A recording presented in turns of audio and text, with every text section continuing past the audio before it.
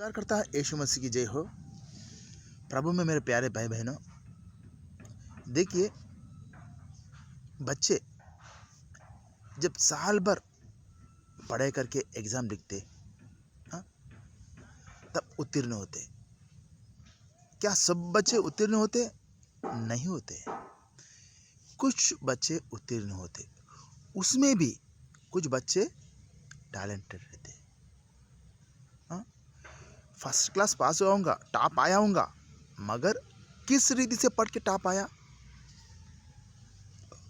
Copy paste करके, नकल करके पास किया या तो पढ़ाई करके पास किया? इसमें एक बार ध्यान दिए तो कितना की क्वेश्चंस रहते? कुछ 10-15 क्वेश्चन, 20 क्वेश्चन का उसका आंसर दिए तो हो गया, पूरा पढ़े जैसा। मगर पूरा बुक में से वो कौन सा क्वेश्चन है कि पता नहीं।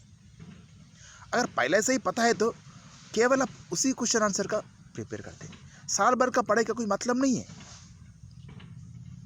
तो ये प्रिंसिपल है ना, हिंदुओं को अलग, मुसलमानों को अलग, क्रिश्चियनों को अलग, ऐसा नहीं रहता।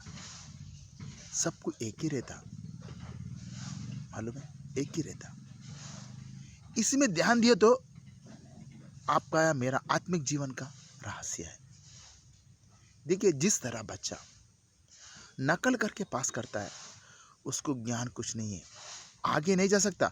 उस लेवल को तो पार किया चीटिंग करके। चीटिंग, देखो, चीटिंग का शब्द अर्थ कैसा आता है? इंसाफ से नहीं, नाइंसाफी से। उसको बाद में पछताना पड़ेगा, आगे नहीं बढ़ सकता, रुक जाएगा। अगर वही दूसरा बच्चा कोई भी हो, मेहनत से सब बुक पर ध्यान दे के पढ़ाई किया तो वो डरेगा नहीं किसी से। कौन सा भी क्वेश्चन आने दो, लिखने का हिम्मत रखेगा। क्यों? सब पढ़ा। और पढ़ा, उससे बड़ी बात क्या, जब क्लासरूम में टीचर पाठ पढ़ाते हो तब मन लगा के ध्यान लगाए तो आप समझ में आएगा। बार बार पढ़ने की भी जरूरत नहीं है, एक बार समझना चाहिए। समझ के पढ़े तो वो समझदारी रहेगा, उसको शांति रहेगा, समाधान रहेगा, कोई डरेगा नहीं। वो दूसरे बच्चे एग्जाम आए तो डरते हैं, पास होऊंगा कि नहीं, डर क्यों? वो लोग ठीक से पढ़ते नहीं है, पढ़े से याद रहता नहीं है। क्यों? टीचर बोले जब मन वहाँ यहाँ रख लेते, डर आ जाता है। अगर वही पढ़े सो बच्चे को देखो तो डर नहीं आएगा, उसको हिम्मत के साथ लिखेगा। अगर रिजल्ट आ गया, देखो रिजल्ट आ गया, उदाहरण तौर पे अच्छा लिखा बच्चा वो फेल हो गया, क्या वो शांत बैठेगा? जाके एग्जाम सेंटर को रिकरेक्शन के लिए बोलेगा। क्यों? उसको पूरा विश्वास है वो सही लिखा, सही लिखा, बोल भी सकता है सब कुछ। अगर वो चीटिंग किया, वो कुछ भी किया, वो क्या जाके कर सकता है? उतना हिम्मत से नहीं कर सकता है। क्यों? वो ठीक से पढ़ा नहीं है, चीटिंग किया, उसको मालूम है। और जो लिखा भी नहीं है वो तो कर ही भी नहीं सकता।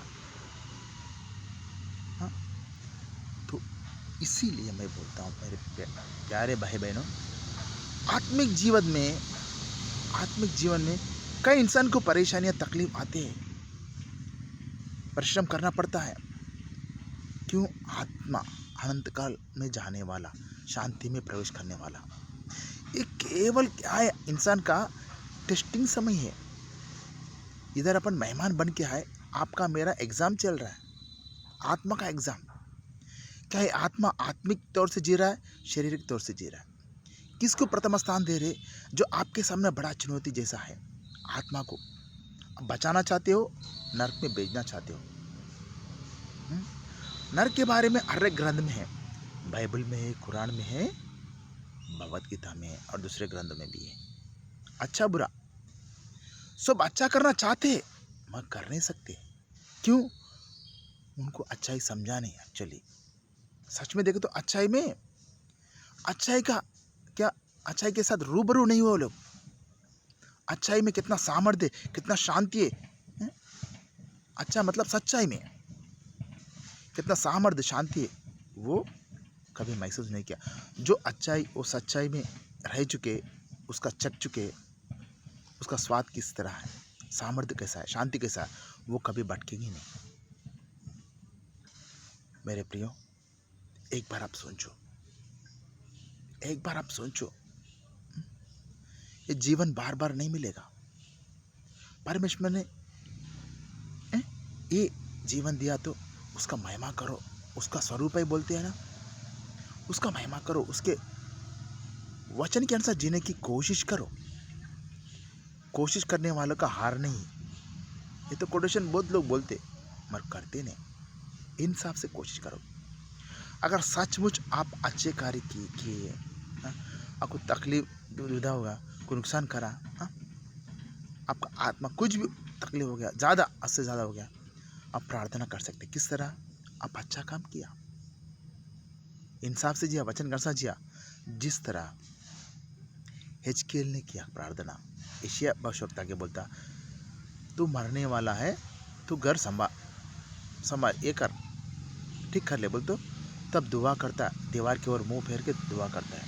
किस तरह दुआ करता है? वो अच्छा काम किया, वो स्मरण करके परमेश्वर को दुआ करता है। तो परमेश्वर उसका दुआ सुन के तुरंत बोलता है, 15 साल तेरे को जीवन पोस्ट ज़्यादा देर बढ़ा के दे रहा हूँ। तो मेरे प्रियो, कितना भी साल जियो धरती में, मर जाते कहाँ? ये अपने आप को कंफर्म होना चाहिए, माइंड सेट करना चाहिए, डेस्टिनेशन अपना सेट होना चाहिए। उदाहरण तौर पे एक गृहिणी, सुबह पति ऑफिस जाएगा, बच्चे स्कूल जाएंगे, कल सुबह बच्चों को क्या टिफिन दूँ, पति को क्या टिफिन दूँ, रात में सोच के डिसाइड करके वो सेट करके रख लेती, वो टेंशन नहीं थी। अगर नहीं सोची सुबह कैसा करेगी? तो उसी तरह आप में इस धरती को छोड़ के जाने का है आत्मा। ये आत्मा क्या चीज़ है, एक बार सोचना ज़रूरी है, कंपलसरी ज़रूरी है ब्रदर, मेरे प्रियो। और आत्मा के बारे में नहीं सोचे तो जीवन जी के कुछ व्यर्थ है। सबको मालूम है ये मट्टी का शरीर मट्टी में जाएगा, ये आत्मा कहाँ जाएगा? रेस्ट इन पीस बोल के बोलते, बोलने से होता है? नहीं होता है। अगर बोलने से ही होता है, परमेश्वर उनका क्या इंसान का रूप धारण करके अपने बीच में जीवन जी के मृत्यु पर विजय पाके मार्ग बरकन नहीं ठहरने की जरूरत नहीं है। तो मतलब बोलने का, लहू बहाने का जरूरत नहीं था, क्रूस पर बलि होने का जरूरत नहीं था, ऊपर से बात बोलते हो गया परमेश्वर। और ऐसा नहीं है, बातों से नहीं कामों से। जजमेंट के समय में प्रभु वही बोला, और प्रभु वही बोल रहा है रेवल्यूशन में भी, प्रकाशित वाक्य में, जिसका क्रिया उसके साथ जाएगा, क्रिया का अनुसार फल देगा। प्रभु खुद बार बोला है, ये हर एक मत ग्रंथ में है। और एक बार प्रभु में प्यारे भाई बहनों, सिंपल अपन समझते नहीं, अपने आप को टुकराते, अपने आप को कोसते, दूसरों के ऊपर ब्लेम लगाते, ये सब है ना आपको नेगेटिव में लेके जाएगा। ये सब है ना आत्मिक जीवन में बढ़ाता नहीं घटाता है। ये सब निकाल देने का, ये सब निकाल देने का। प्रभु ने कहा सबसे प्रेम करो, जितना हो सके मेल मिलाप करो, क्षमा करो सबको। प्रभु ने जीवन दिया, ये जीवन को बचाओ। सच में बचाना चाहते हो, सच्चाई में जियो। वो सच्चाई जो परमेश्वर में विश्वास करना, यीशु मसीह मेरे लिए आपके लिए लहू बहाया, वो विश्वास करना, उसके ऊपर विश्वास करने से आत्मा बचेगा, उसके अनुसार जीते। वो क्या धर्म स्थापन करने नहीं आया, मेरे पीछे वो बोला। उसका मतलब मैं जिस तरह जिया उस तरह आप लोग जियो, तब आपका आत्मा बचाया जाएगा, नहीं तो नहीं। नहीं तो प्रभु आके बोल, ऊपर से बोलते हो गया, आके जन्म लेके किस तरह इंसान जीना चाहिए, किस तरह परमेश्वर का स्वरूप है अपन, वो सब दिखाया प्रभु प्रैक्टिकली। आपको मेरे को भी दिखाओ बोल रहा है। ये कभी दिखा सकते आप, जब आपका प्रभु का सामर्थ्य भर के है तो भी दिखाएंगे। वो सामर्थ्य कभी आएगा, उसके ऊपर विश्वास करके उसकी विनती किए तो वो सामर्थ्य शक्ति आपको देगा। अपन जी सकते, नहीं तो नरक जाना तय है। वो नर आपके लिए मेरे लिए नहीं बना, दुष्ट आत्माओं के लिए बना। और दुष्ट आत्मा नहीं चाहते अपन परमेश्वर के साथ शांति समाधान से रहे। दुष्ट आत्मा क्या चाहता है? हाँ, कोई आत्मा नहीं बचना, सब नरक में जाना, उसके साथ लेके जाना चाहता है। तो आप समझना चाहिए, प्रभु फ्रीडम दिया केवल इंसान को, प्रभु धरती पे अधिकार दिया। वो अधिकार उपयोग करना बोल तो किस तरह कभी उपयोग करते? वो अधिकार उपयोग करना बोल तो वो जिस तरह बोला उसके वचनों पे चिरे तो तभी वो अधिकार उपयोग कर सकते हैं, लागू होगा। जब तक लागू नहीं होगा, मेरे प्रिय भाई बहनों, अगर कोई नया घर में एग्रीमेंट करके घर में जाते, वो टर्म्स एंड कंडीशन लिखता है वो, और उसके हिसाब से अपन नहीं रहते, नहीं करते, वो निकाल देगा। उसी तरह परमेश्वर ने आपको मेरे को मौका दिया धरती में रहने का। ये आप में है बोल तो पवित्र आत्मा की शक्ति सामर्थ्य है, जीवित है अपन। और वो शक्ति सामर्थ्य नहीं तो आप नहीं है, मैं नहीं है, कोई नहीं है। प्रभु ने बोला हर दिन अपने आप को जांच लो, सच्चाई में चलने की कोशिश करो। प्रभु अगुवाई दे रहा, सबको अगुवाई दे रहा, हर तरफ से, सोशल मीडिया से, बाइबल से हो, कुरान से हो, भगवद गीता में हो, आप देखो, समझो आत्मा का सच्चाई क्या। मारामारी में कुछ ये नहीं है, समाधान नहीं मिलेगा। सच्चाई का साथ रूबरू वो तो शांति समाधान की जी सकते। अगर सच्चाई के साथ रूबरू नहीं होते, गलत फहमी में रह रहे। जिस तरह बच्चा एग्जाम लिखता है, पास तो होगा, करेगा क्या, आगे किस तरह बढ़ेगा, जॉब कैसा लगेगा, कुछ कंफ्यूज रहता हो। अगर वो वही बच्चा दूसरा अच्छा पढ़ के आगे गए तो हिम्मत या शांति के समाधान के साथ जा जिएगा। क्यों? उसको पूरा विश्वास है। तो मेरे प्यारे भाई बहन, उसी तरह आप जब तकलीफ में, मुश्किलों में रहते ना, उसमें कोसो मत, प्रभु को धन्यवाद दो। तकलीफों में कैसा बाहर आए, तकलीफों में, मुश्किलों में से किस तरह बाहर आए, प्रभु के ऊपर निर्भर। वो क्यों आता है? तकलीफ मुश्किल प्रभु को पहचानने के लिए, प्रभु की ओर मुड़ने के लिए आता है। वो प्रभु परमिशन देता है वो, और प्रभु के परमिशन में कुछ नहीं होता है, पत्ता भी नहीं हिलता। वचन में लिखा है, एक बाल सफेद भी नहीं होता, हर एक बाल प्रभु के उसमें गिनती किया है, कितना है, काउंट किया। तो प्रभु में प्यारे भाई बहनों, मेरा बोलने का मकसद एक ही है। जो आत्मा मेरे को अगुवाई कर रहा है वही मैं बोल रहा हूँ, मेरे मन से कुछ से नहीं बोल रहा हूँ। मैं आत्मा बचा लिया बल्कि मैं विश्वास कर रहा हूँ, मेरा आत्मा अनंत काल का जीवन में प्रवेश करेगा, बल्कि विश्वास है वही अंत तक मैं कंटिन्यू करना चाहिए। मतलब उसको पकड़ के रहना चाहिए, जो मेरे पास सच्चाई, शांति, समाधान, उसी के साथ, उसी में रहने का, आगे बढ़ने का, मगर घटने का नहीं, अविश्वास नहीं, विश्वास। प्रभु में प्यारे भाई बहनों, एक बार अपने आप समझो, अब कोई भी हो, अगर मुसलमान हो, क्या आपका कुरान बचा सकता है आत्मा को? आपको एक बार समझो। और हिंदू हो, बचा सकते हैं आपका भगवद गीता, कोई भी भगवान, जो कौन बोला आत्मा को बचाएगा बोल के? कौन बोला आत्मा के बारे में स्पष्टता कौन दिया? वो प्रूफ कैसा हुआ?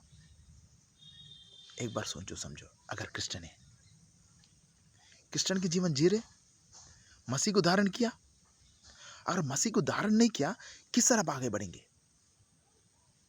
पौलुस ने बोला कोरिन्थियों में, मैं एक पत्री है,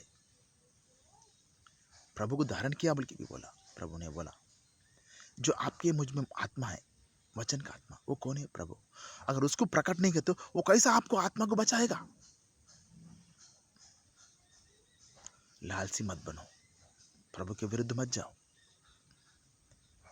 हाँ, शरीर के अनुसार मत जियो, आत्मा के अनुसार जी के आत्मा को बचा लो, नहीं तो नरक जाना तय है।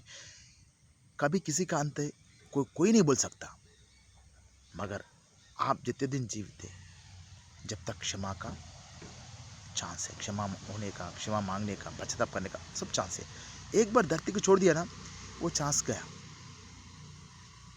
प्रभु में प्यारे भाई बहनों, एक बार अपने आप को सोच लो, जज करो अपने आप को, क्या सच में सच्चाई में जी रहे? और कोई नहीं होगा, माँ बेटा बहन पति पत्नी, कोई किसी का नहीं होगा, केवल परमेश्वर का कृपा अनुग्रह चाहिए, उसका ज़रूरत है सबको। और उसको टुकराए, प्रथम स्थान घर वालों को उसको दिया तो कोई लाभ नहीं है, सब नरक में जाएगा।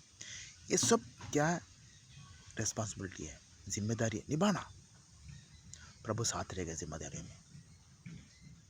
जीवन की जिम्मेदारी बहुत खूबी से निभाना, इंसाफ से निभाना, सच्चाई से निभाना। एक बार अपने आप को सोच लीजिए, प्रभु में आगे जाने की कोशिश करिए। प्रभु का कृपा अनुग्रह आपके साथ, मेरे साथ सदा रहे। आमीन।